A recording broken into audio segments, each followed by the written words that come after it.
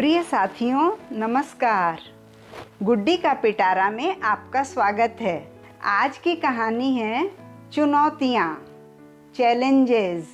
तो ये कहानी है जापान की। जापान के लोग हमेशा से ताज़ी मछलियाँ ही खाना पसंद करते हैं। पिछले दसियों सालों से जापान के चारों ओर के पानी में तट पर ज़्यादा मछलियाँ नहीं पाई जाती, इसलिए वहाँ के मछुआरे फिशरमैन को दूर दूर मछलियाँ पकड़ने के लिए समुद्र में आगे बहुत दूर दूर तक जाना पड़ता है। इसके लिए उन्हें अपनी नौका का आकार, शेप भी बड़ा और बड़ा बनाना होता है। जब मछुआरा मछलियों को हासिल कर लेता है तो उन्हें मछलियों को वापस लाने में काफ़ी समय लग जाता है। जब तक मछलियाँ बाजार में पहुँचती हैं तब तक वे ताज़ी नहीं रह जाती। अब इस समस्या के समाधान के लिए मछुआरों ने अपनी नावों पर फ्रीज़र लगवाए। इसमें वे पकड़ी हुई मछलियों को फ्रीज करने लगे। इसमें वे लंबे समय तक मछलियों को प्रिजर्व तो कर पाए, लेकिन जो ताजगी जापानी व्यक्तियों को चाहिए थी वो उन्हें नहीं मिल पाई। फ्रिज की हुई मछलियाँ अच्छे दामों पर बिकी भी नहीं, लोगों ने उनके दाम कम लगाए।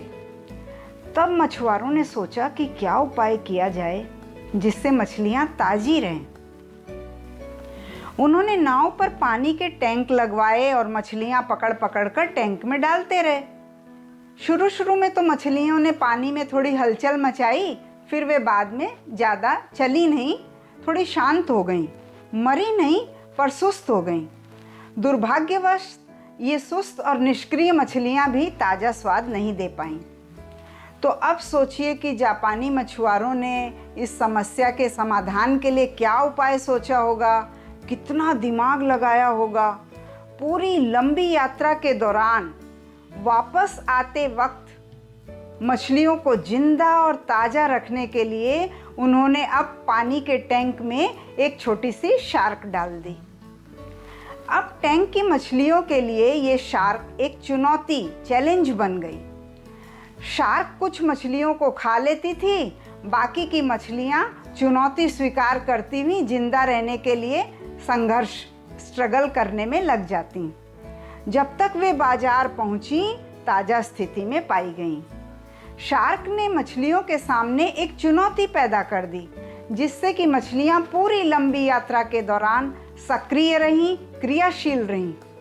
जब हम आलसी जीवन जीते हैं या जब हम बिना चुनौती के जीवन जीते हैं तो ज़िंदगी सुस्त हो जाती है।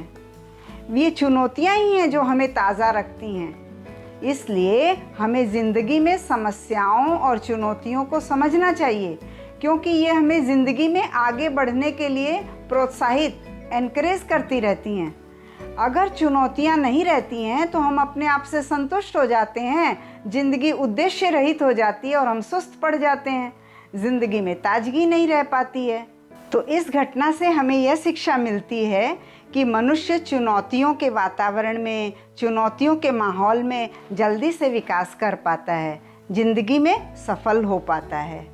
हरि ओम।